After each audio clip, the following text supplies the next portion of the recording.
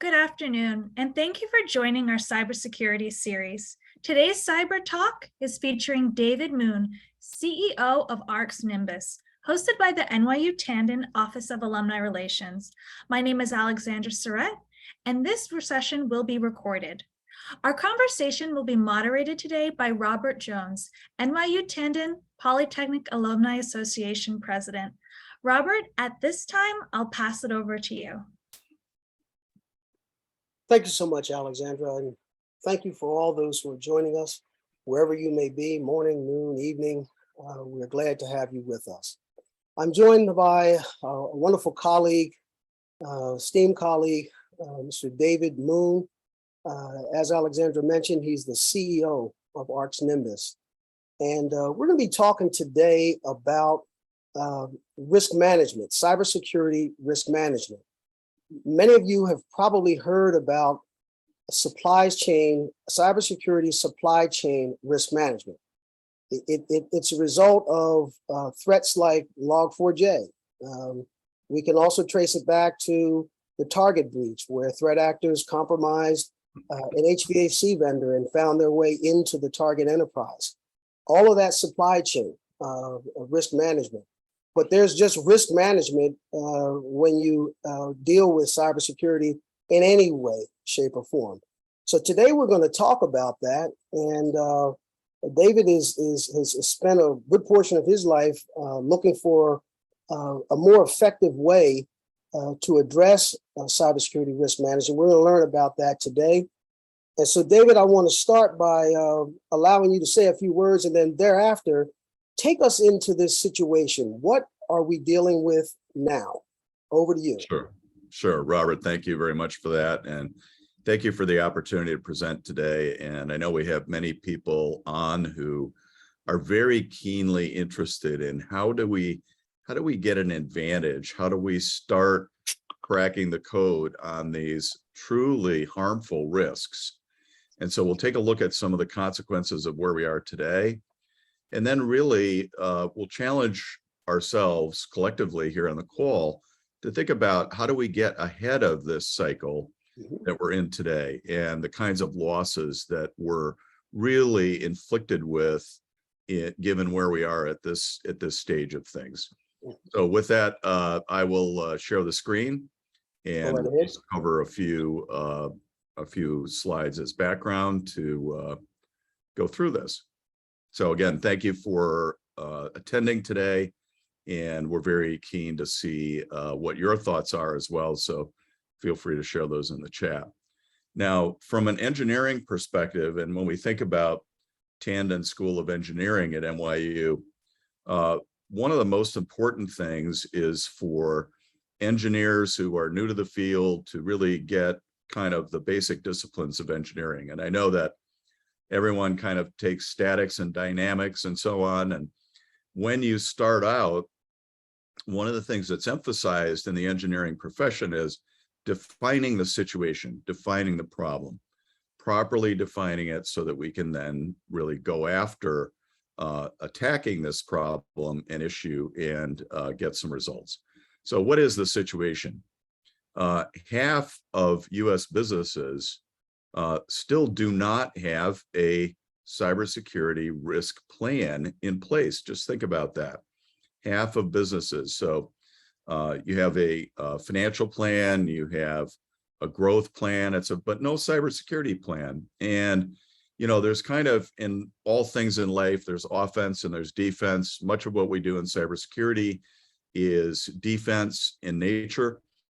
Some of our original work, by the way, was inspired by onslaught, who is at NYU Stern, who has done a lot of work in risk valuation and that area. So we've drawn from a variety of disciplines here, and you'll see that in a moment. We've had 17.2 billion records lost, and that's a 2021 number. So that's a substantial amount of data. Now, if you think about, we have moved from kind of an analog society increasingly into a digital society. And so records, data, and so on are really one of the major assets of our modern era. And for 17.2 billion of these records to be lost or stolen, And when we say that, we don't know where they went. We don't know who's using them. We don't know for what purpose. It could be a nation state. In many of these instances, it is. It could be kind of a strategic attack as well. And one of our board members, by the way, at ARX Nimbus is Ron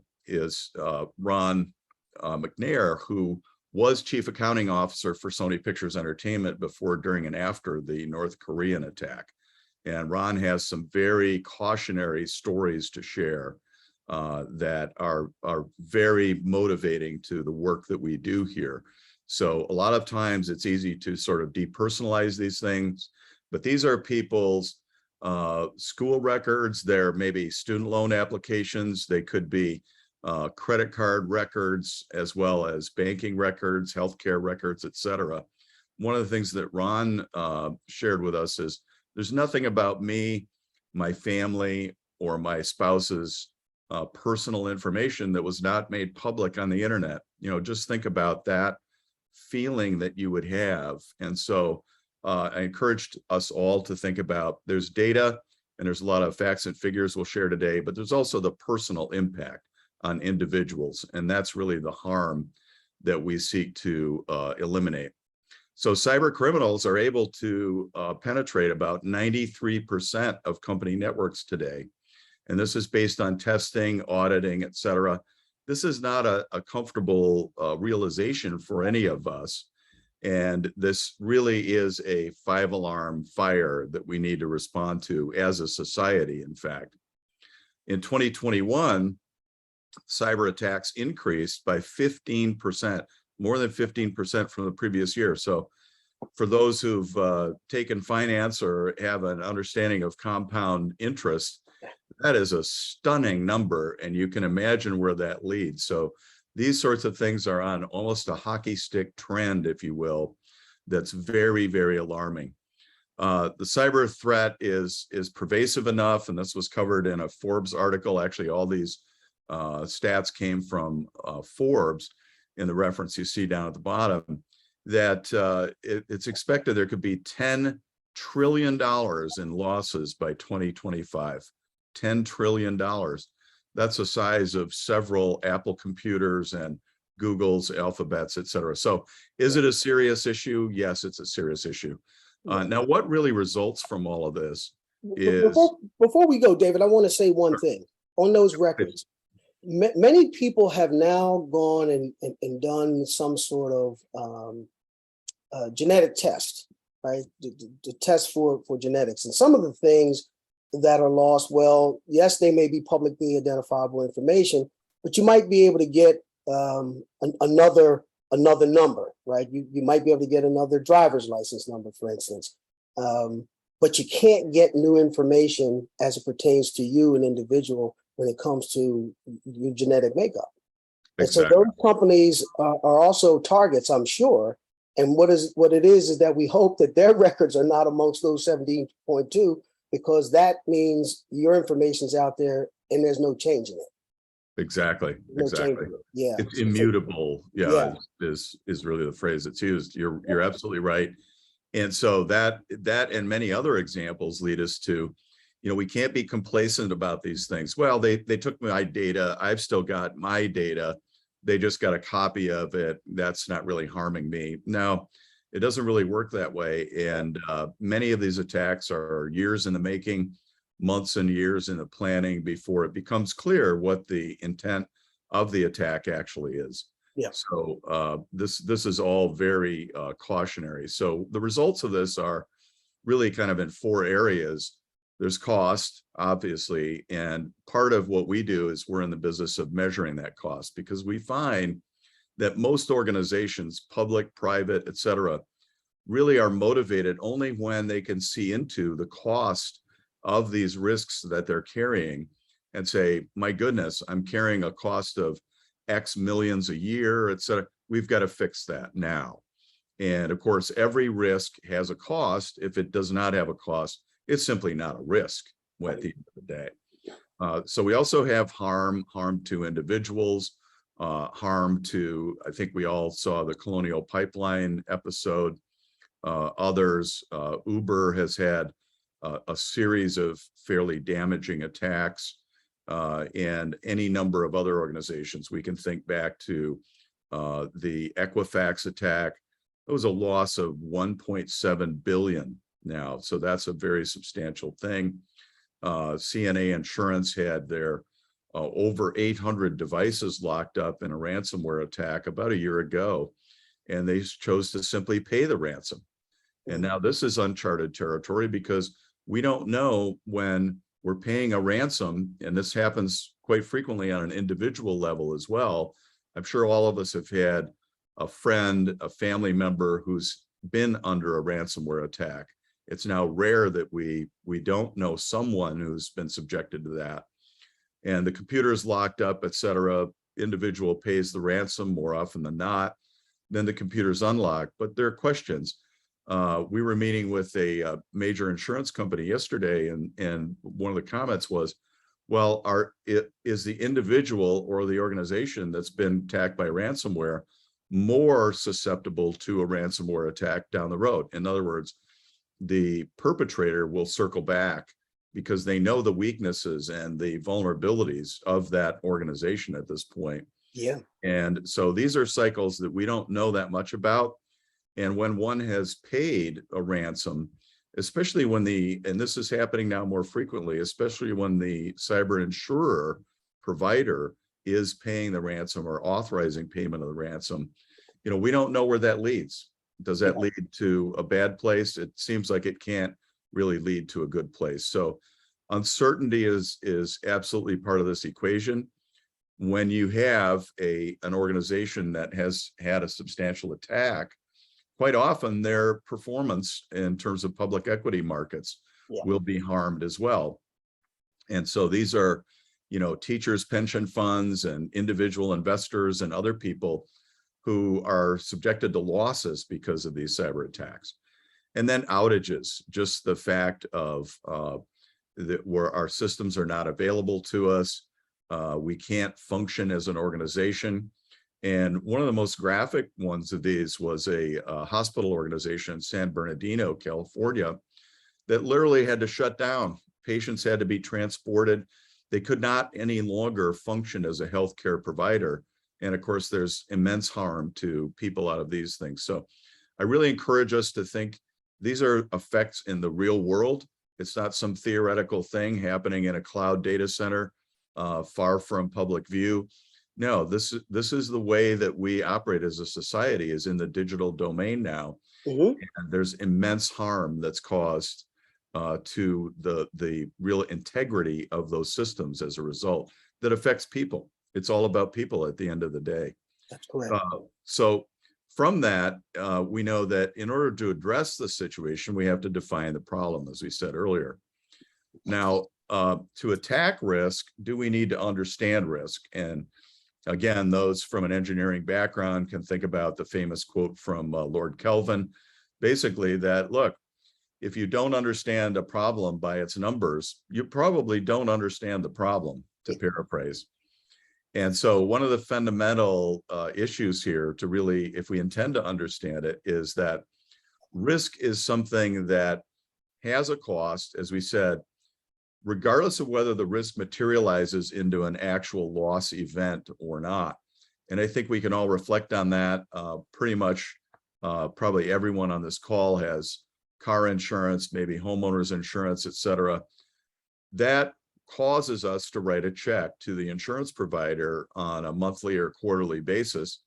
And what happens is that's an actual cost. So that amount of that insurance premium reflects the carrying cost, if you think in terms of carrying cost of the risk. So basic principles like if someone builds $1 million home next to a river that floods every 10 years, they have $100,000 a year in risk cost because of the risk that they're carrying.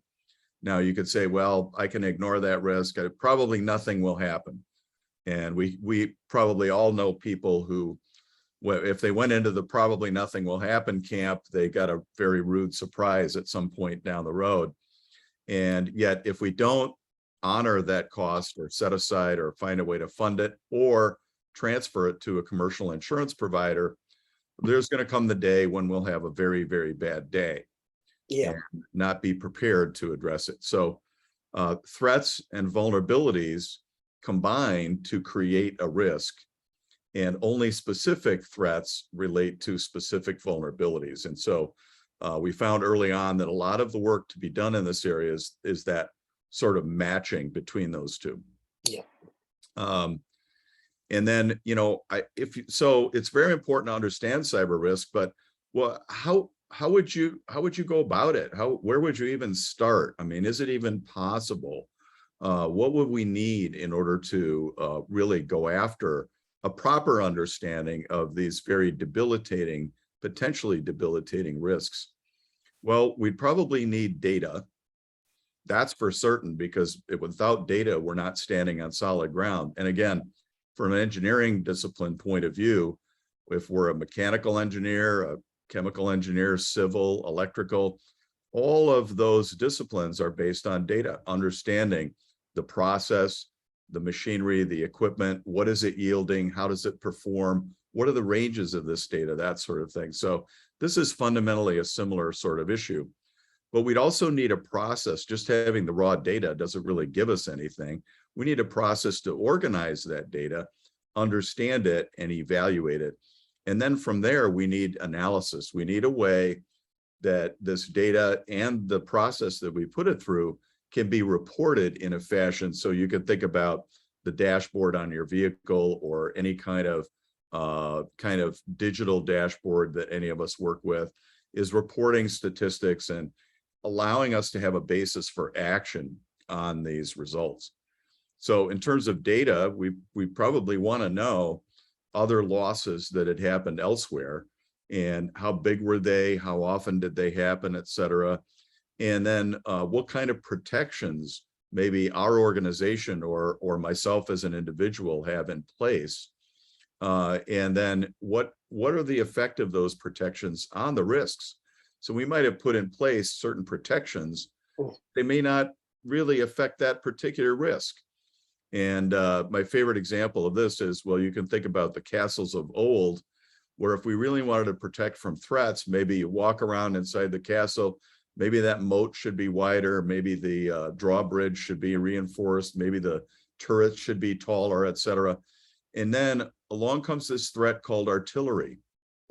And all of a sudden, the protections that we were so focused on become largely irrelevant as a result. So we need to think in a pretty disciplined fashion around these areas. We'd also need to know about what are the regulations that we're subject to from federal, state, and other regulators. And then it'd be good to know the financials of the organization in question that's having these risks, because based on their financial statements, they may only have so much risk, or they may have an abundance of risk at a different level. And then metrics correlated with successful attacks. And that's really what we're emphasizing here, is what leads to a successful attack. Because many organizations are, and I know, Robert, you could speak to this, you've had a lot of experience with clients and customers on this basis. Many organizations are getting thousands of attacks a day. Yeah. That's the reality, and they show up in threat logs and monitoring that these clients have. Yeah, I would encourage anyone who's curious about the activity on the internet to find a vendor that has a threat map. Now, one of them that I am very keen on, I've always used it for the last several years in presentations that I've given. It is Checkpoint. Checkpoint has a threat map. And if you simply do an internet search, Checkpoint cyber threat map, you'll notice, I usually have it up on my screen back here, you'll notice constantly, it looks like a ping pong match where there's threats emanating from one location with a destination, a threat type. And I'll tell you, it's every day, all day long. And so, David, you're right in that it's down to the fraction of a second where these things are happening. And attribution is actually really difficult, because it may seem like a threat is emanating from a particular machine or a dot on the so-called map, but you don't know whether that device has been compromised and it's actually a remote agent. And so that someone's controlling it and it's making it appear like the threat is being launched from there. So we have quite a bit of work to do. And the last thing I'll say, let you get on with this, David, this great presentation. We're getting enough data now. So if we look back 3 to 5 years, it probably is a bit more difficult to have some real valuable historical information that you could begin to draw trends and inference from. And David, I guess later in the presentation, you'll be able to share with us how you can get some insights from the data that you use with ARCS to give you that sort of insight that leads you to those breakthrough ideas and understandings around what's happening. So please carry on. Thanks, Robert. And so that's the data. And then, well, of course, as we said, we need process around this. And we do have a outstanding discipline that society has relied on in so many areas of risk, and that's called actuarial science. So basic actuarial science 101 is essentially constructing a risk profile from the fact that if we understand the loss, the potential loss, and think about it again in terms of perhaps auto insurance, what would be the loss if my car was totaled? Now, the data underlying that is typically from Kelley Blue Book. So it's not a mystery. There's actual numbers behind it. They track sales of certain vehicles, and they get the data that says this vehicle is this age, it's got this number of miles on it, it's this type, and therefore it's got this value. And that's a supply and demand open market valuation of things, just like anyone does. But now the key thing, once we have that understanding, and we do a lot of work with companies to get that understanding and really worked with economists to develop that particular model, that's not sufficient, because we also need to understand the probability of such a loss happening. And it's only then that we really get to understanding the cost of these risks that we're actually carrying. And so that is, if we take probability times the loss, that gives us an annualized, as long as our probability is annualized, not to get too mathematical here, that gives us an annual carrying cost of that loss. So this is the important understanding that we need in order to then go after the problem. And then, the next step is really the analytics. And for those, we've got visualizations, trends. We need to understand, in order to understand where we're going, we need to understand kind of where we came from and what trajectory we're actually on. And again, for the engineers, this is sort of second derivative kind of talk, right? And then ranking. What are the most important things? So you can think about this as kind of a triage sort of thing. I've got a major problem right now, immediately needs attention. Then I can get to some of the other things that are going to further improve my risk status after I address these immediate issues that are facing me right now.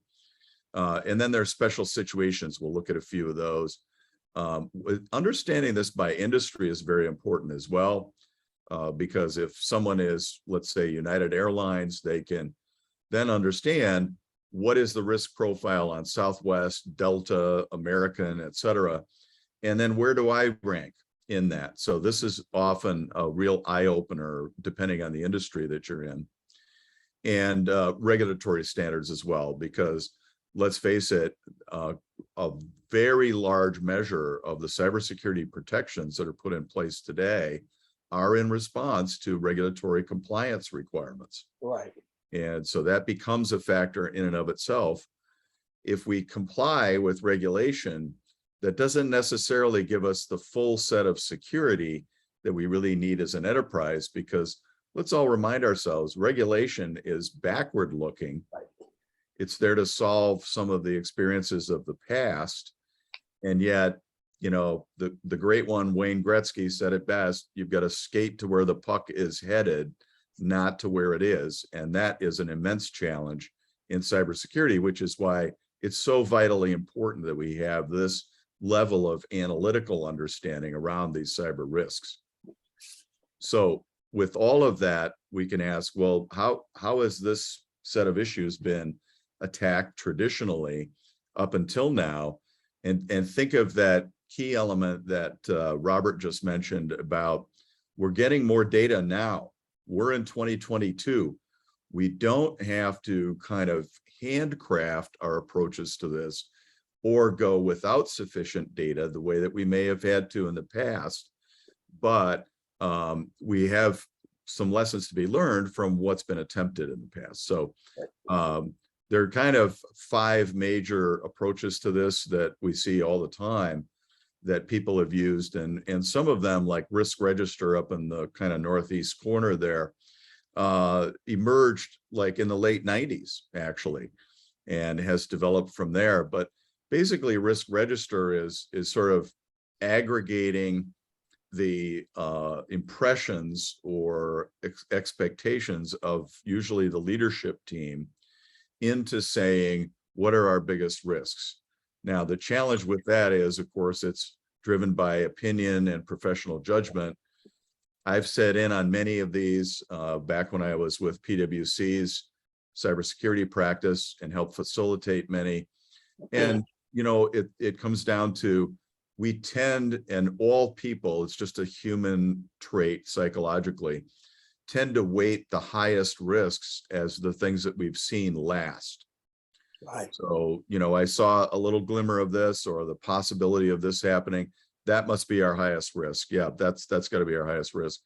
We worked with one organization that was $170 billion, 48,000 employees operating in 120 countries. And through Risk Register, they had identified 66 risks.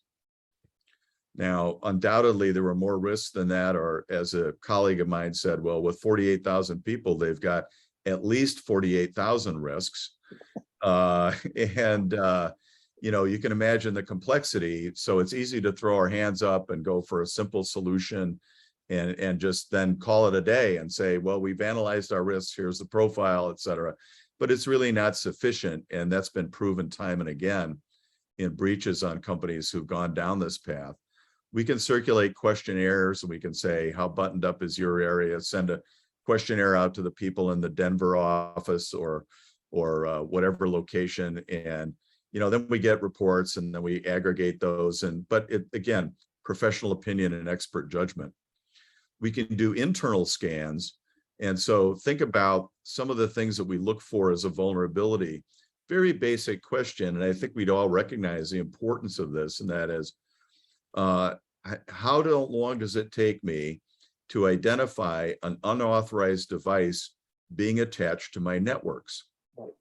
Now, this holds true whether you're NYU or your Xerox or your IBM or your whomever, federal government, for example.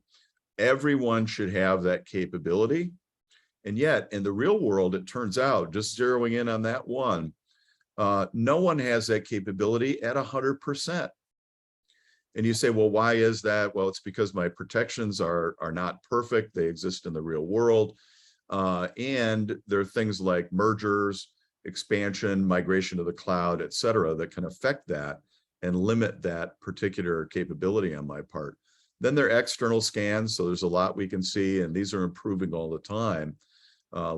Many vulnerabilities we can see from an external scan. And after all, the external attacker is looking at the same information, the same data, and the same weaknesses for what they can exploit. So these external scans are very important. Then there was something that had some traction for a while called the value at risk model. That was really attempting to portray cybersecurity, if you will, on a bell-shaped curve. And of course, what we know about cyber risk and again, with the increased data that we've got now, is that if it follows any pattern, it's definitely not a bell-shaped curve. So this is for the math heads that are out there, my fellow math heads, this is a negative binomial distribution. It has a long tail. So what we're interested in is the low probability of a very catastrophic risk, et cetera. So that's important. I thought you would have said brownie in motion. Brownie in motion, right? Just a certain amount of that as well on a random basis. So where do we really have to go? This is kind of where we are. We've still a lot of threats we have to face. Have we really arrived at a point where we have sufficient risk management in the area of cybersecurity? Almost everyone says no.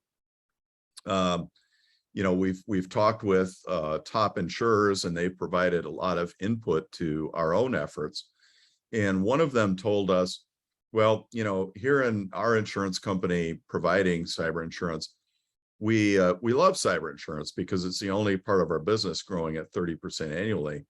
And at the same time, same individual told us, but here we also hate cybersecurity insurance. And said, why is that? Well, it's because it's the one line of business we have as an insurance company where we don't have sufficient data. We know that we don't properly understand the problem. So we have a long way to go because the insurance industry these are some of the professionals that we look to really understand this and be able to transfer a lot of these risks. So how do we really go after risk assessment, and then where's the value? What's the value that companies gain from that? And so we use a series of approaches to this. NIST, the National Institute of Standards and Technology, and if you're an engineering student or alum and you're not familiar with NIST, you certainly should be, because this is where we turn, excuse me, as a society towards the standards that we have in place. And NIST is all about standards. They even have, I'm told, the original yardstick. So the reference yardstick against which all other yardsticks must be built so that it's exactly precise down to the millimeter.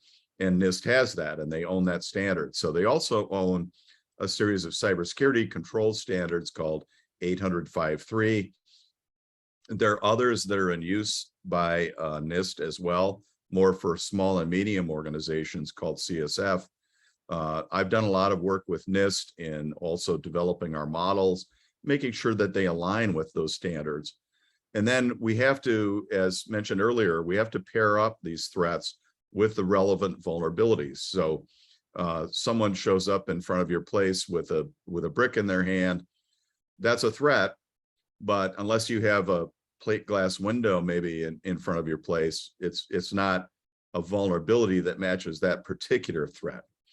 So we need to understand those relationships and dynamics as well. And then historical loss data, very, very important for us. We, in our case, portray that off of about 22 different data sources, all the way from federal agencies, FBI, and others, as well as people like Verizon and their data breach investigation report. IBM does some very good research work in this area, et cetera. And so there's a wealth of data, and that data is expanding all the time. Then we need to know industry patterns. So which industries have had higher losses? Just a little fact that the construction and mining industries tend to be lower loss profiles as industries. And yet, as we're probably all aware, financial services, certainly banking, tends to have a higher risk profile, healthcare, and retail, as well as aerospace and defense, for obvious reasons.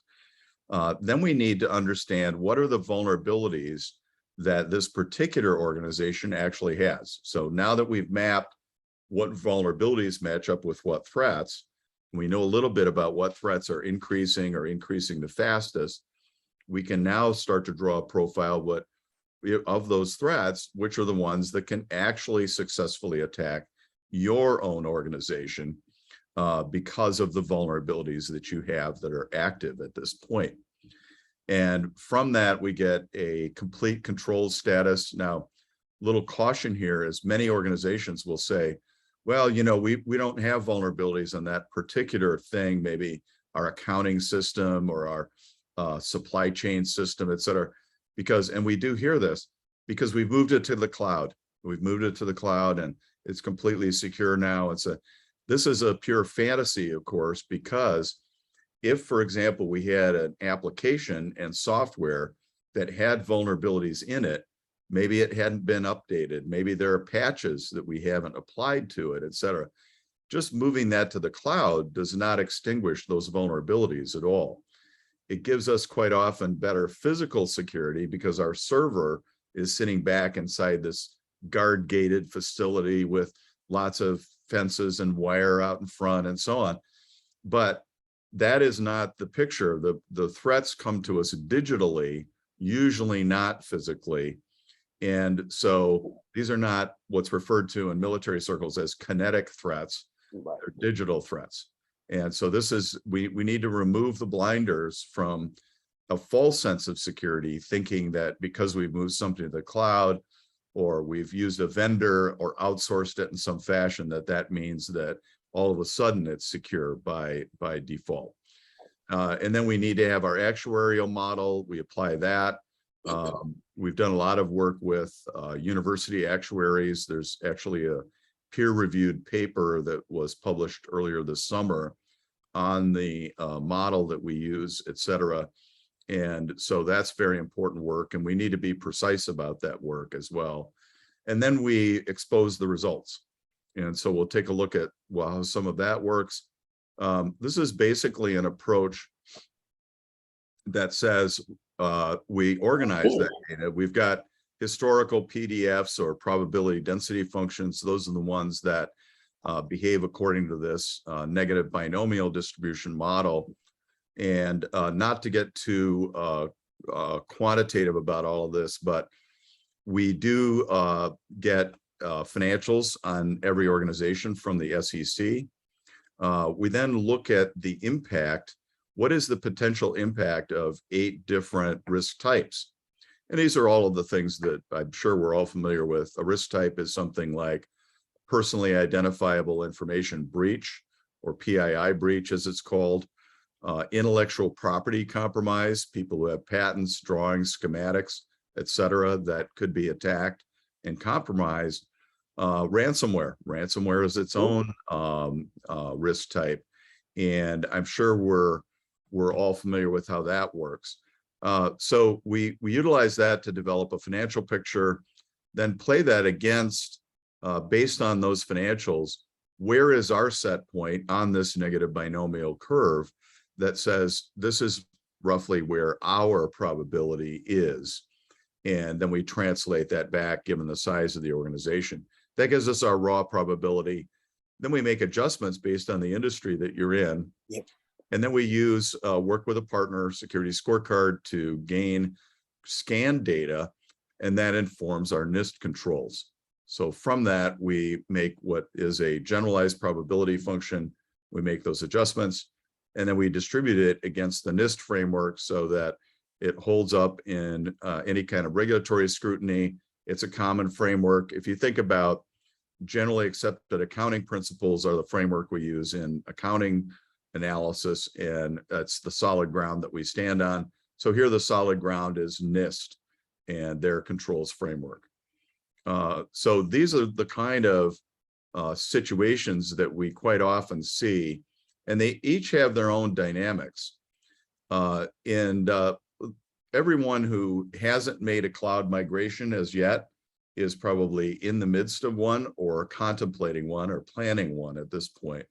This is very important because it fundamentally changes the risk profile when we migrate certain key applications to the cloud. Digital transformation is another one.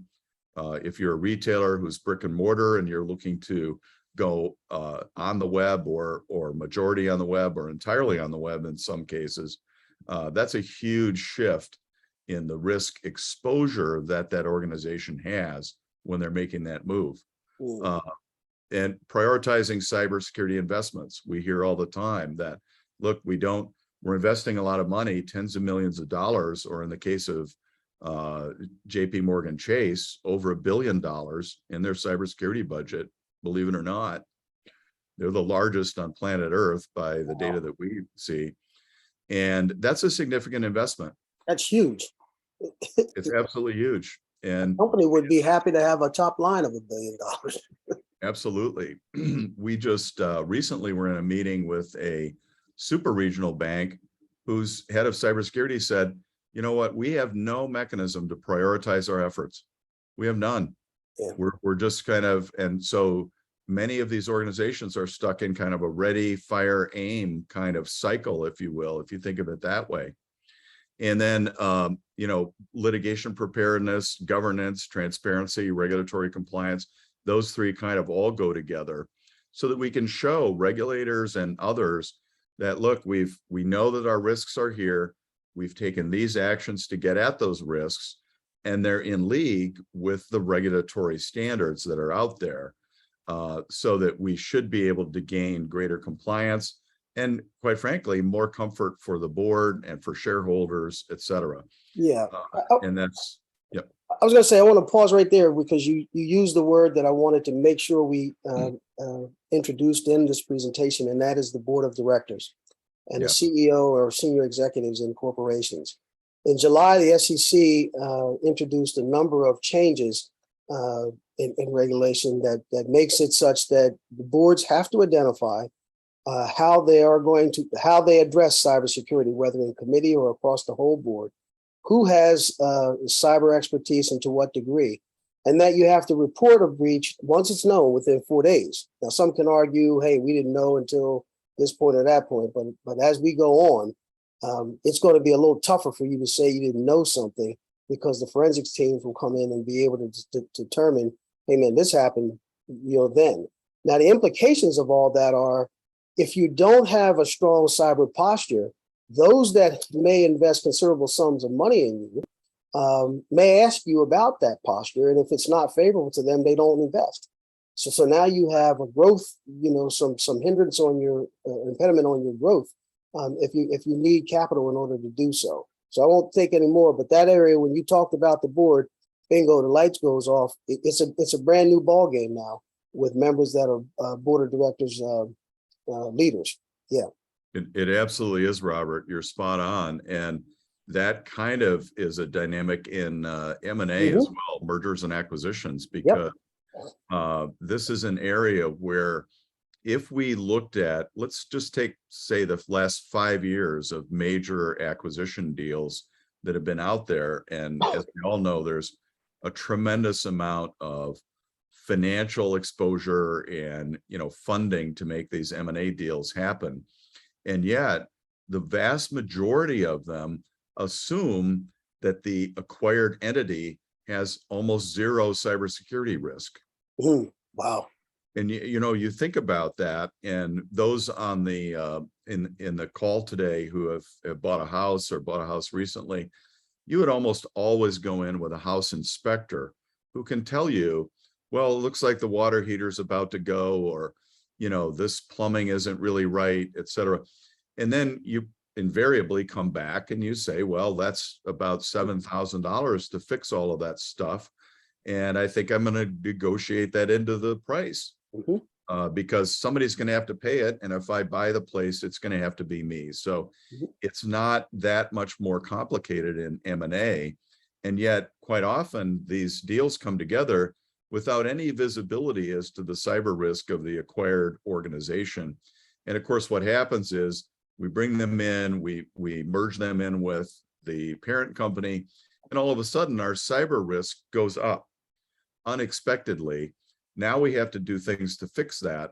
And so even the industry analysts and like people on Wall Street, as you referenced, Robert, that's an unpleasant surprise for them. Oh yeah. And one that has its own costs. So those are kind of the use cases that we see that are out there that people are looking to get smarter about, more sophisticated, so they can reduce the ongoing cost and the harm that comes to them in any of these situations.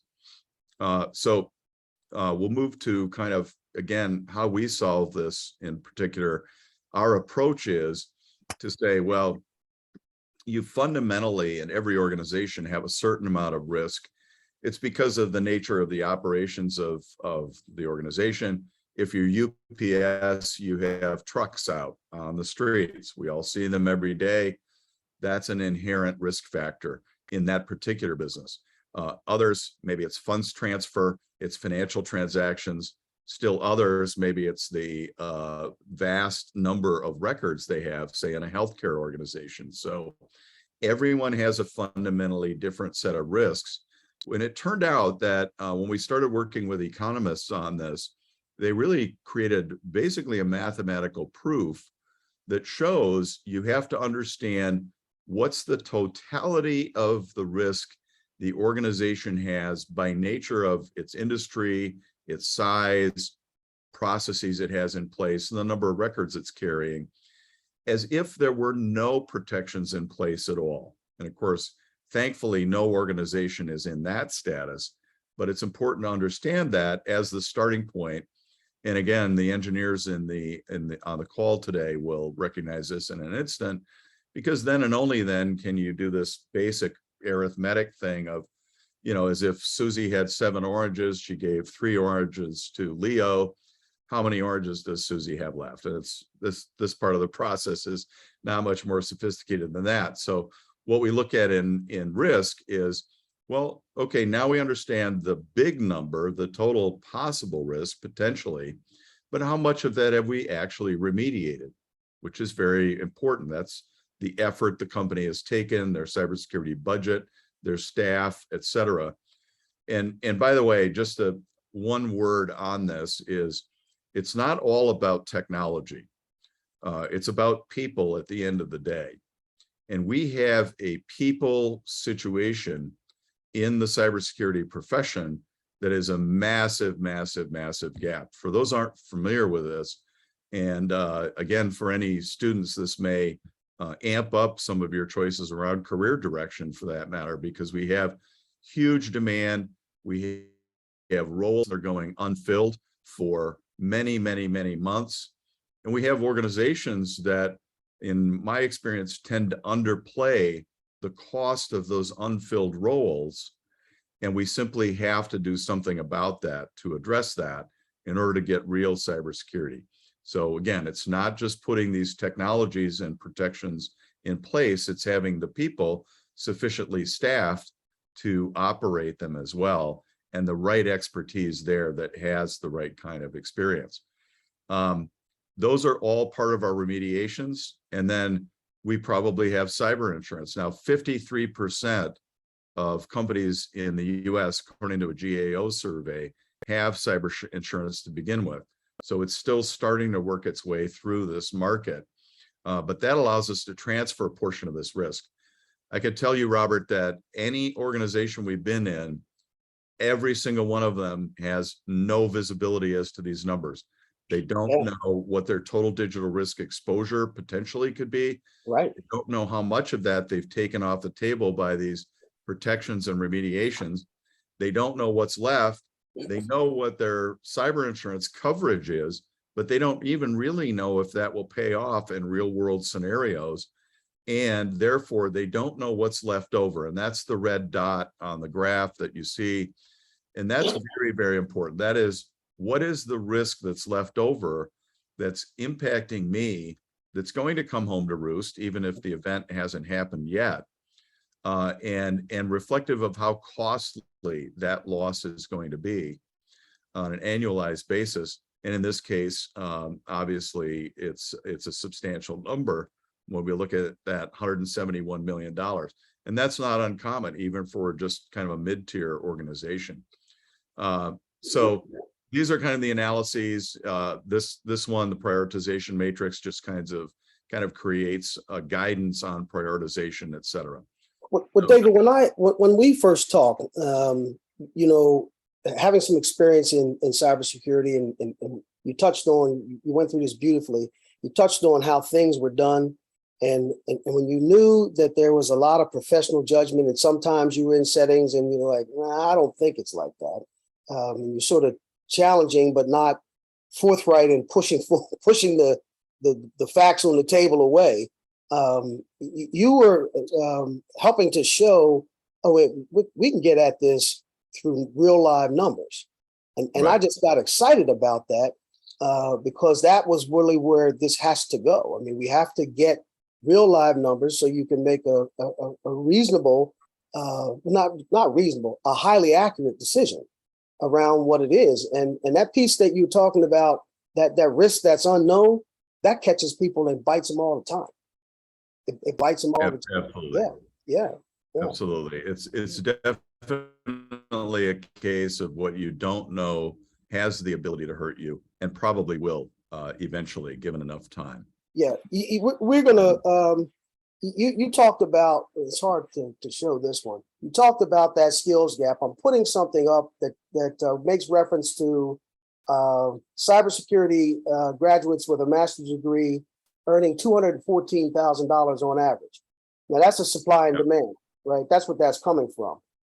You wouldn't have those high salaries. I mean, if there were plentiful supply of talent. There isn't. Exactly. And unless we do something about that, it isn't that you're paying people lots of money. I'm not too troubled by that. It's that you won't have people to do the necessary jobs, and that creates a huge risk for the economy here in our country and actually around the world. And what's great on the positive side of that story is that it creates many opportunities for individuals, especially those who really want to get into a profession. Yes. And within a certain time frame, have the ability to gain entry to that profession. It's very respected and well compensated, et cetera. And we see like a cybersecurity analyst starting around 83,000 on average. So it's a rewarding profession as well.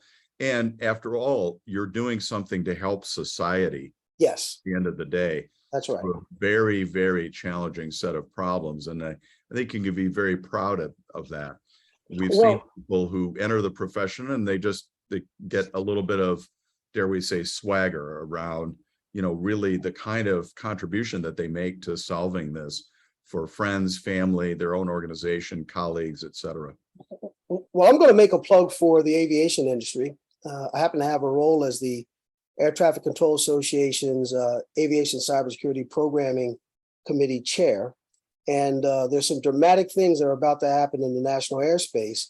And rest assured, air traffic management is the fundamental key to it all. I mean, we're moving to a federated airspace, and you've got uncrewed aerial systems, you've got urban air mobility or advanced air mobility, those Uber-like transportation vehicles air transportation vehicles that will move you in and around. You've got the commercial space flight, and then you've got supersonic.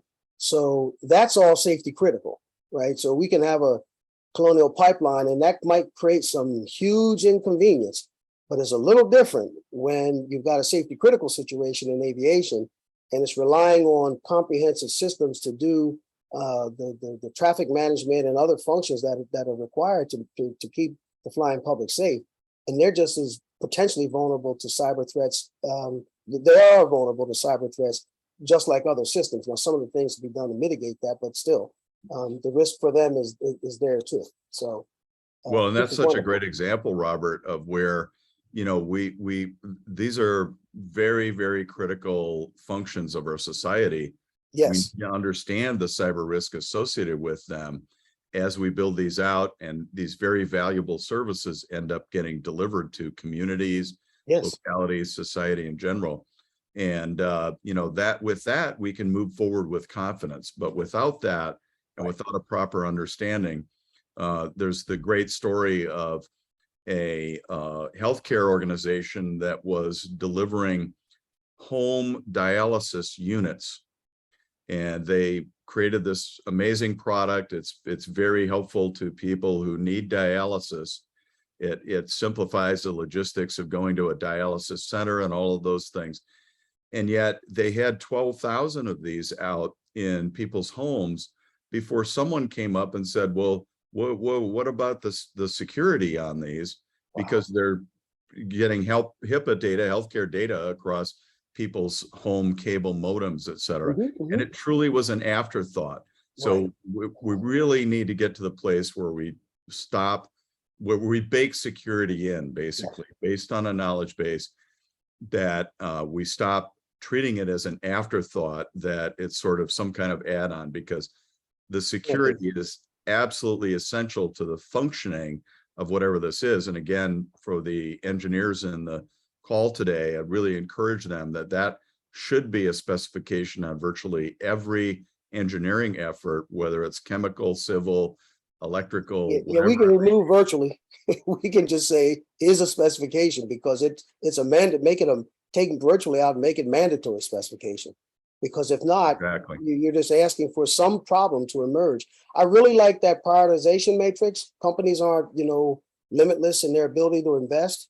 And so this helps with the prioritization for both capital, financial investment and human capital or human resource. Exactly. And so you're not just all over the place with how to invest or where to invest and do I have enough people. You can sort of move your investments in people in the areas that are going to give you some significant and meaningful returns up front and quick. Yeah. Yeah. And this approach also, what we've learned, you mentioned boards, Robert, that it allows the cybersecurity organization to get the board as a participant in this now, and the senior management and governance, because it now lets us speak the language of business, which is finance. Yes. And show the organization, the leadership, and the shareholders, for that matter, that we're making progress, we're reducing cybersecurity risk over time through the actions that we're taking. And that's much better than professional opinion and expert judgment. Yeah. I mean, that's what we had before, but we have the opportunity to do better now. And I'm so pleased that there's a solution like this in the marketplace, and that the whole industry has to go in this direction. We have to go in the direction of, we have data, we have models that we can put that data into, and we can get clearer and clearer insight into what's happening and how to mitigate this risk, because it's relentless. Exactly. You can think about the healthcare space, where today, if I go in, I present symptoms, a good physician is going to say, well, great, let's run some tests. Let's get some data to guide the process, rather than going on their own professional judgment, et cetera, to say, well, it must be this, we'll pronounce this diagnosis. No, they're running x-rays, they're running films, they're running blood tests, all kinds of diagnostic sorts of things. And that's what makes medicine today effective in ways that it never would have been 100 years ago. Yeah. So I was going to say, we have about 3 minutes left. So, share what you can, and maybe we can get a question or so in here. Sure. Yep. Yeah. And this is just kind of a barometer for us to think about. I'd encourage all of us to think in these terms, both in our personal security as well as that of our own organizations. And that is, where are we? Let's say on a scale of 1 to 5, you can create any scale you want, but where are we in this journey? And of course, many organizations, most of them do not know where they are on this scale. No one's at a 5, that's perfection, and no one's at a 1, thankfully, which that is almost no security whatsoever. But do we understand where we are? And think about your own organization, think about how that gets determined, because it's only when we know where we are that we can then plot the journey forward. How far do we have to go? What are we willing to spend to get there? And how long are we willing to take to get there?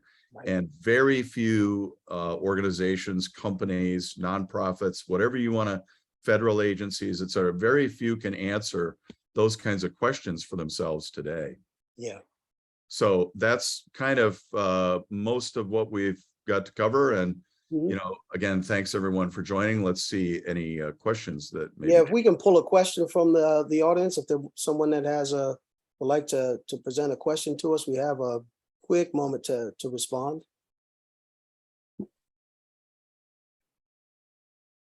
All right, well, I'm sure we left quite a bit of information. We're up on about 12:59. If one comes in, there's one. There's something in the chat. Can you provide the reference for the new rules for the board? Alexandra, that's to me. The board document that we had shared at I think the last session, I certainly want to get that out there, and then we could also get the SEC. We can get some information on the SEC rules to this gentleman, Steve Curtis. So Steve, we have a document that helps inform the board, or there's questions and useful information. It's a 53 megabyte document. And then we can point you to the SEC rules from July. You said you're saying FCC rules. Yeah, it would Yeah, be. thank you. Yes, yeah, thanks. Yes, you mentioned that it was the FCC or SEC. S is in Sam. SEC. Yeah, you mentioned earlier in the call that but boards all over the country are now going to have to educate themselves on cybersecurity. That's correct. And understands the threat. And you said it was a government rule. I was just interested to find that reference. No, it's coming from the SEC. SEC. Okay. Yeah, the SEC, and the July timeframe. You might be able to do a quick Google search there. But we also have a document that we talked through at the last session on the 21st. 53 megabytes. It's the National Association of Corporate Directors, I think NACD, and there you go. That NACD and Internet Security Alliance, I think that is.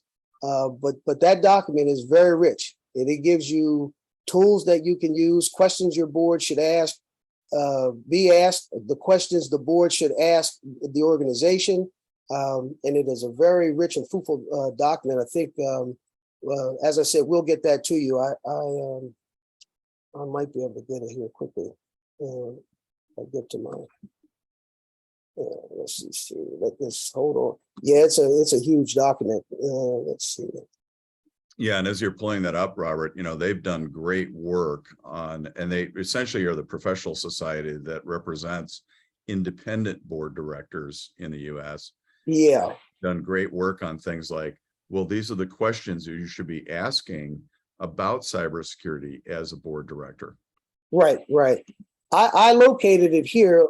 It's a PDF document, so I'm gonna have to. Let's see. Yeah, I'm gonna have to find a way to get this thing. We usually I can send it, Robert. Oh, good. That's what I was hoping. Maybe Alexandra even send it to all the attendees. Yeah, if you have it, we had put it in the chat in the last session.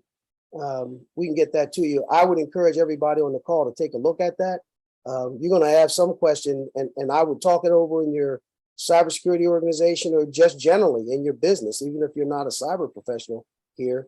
And I'd ask that question of the management team, not in an effort to, knock them down or to shame them, but in an effort to help them and help the company, because this cyber thing, you need one bad event and you may be struggling to recover from that for quite a long time.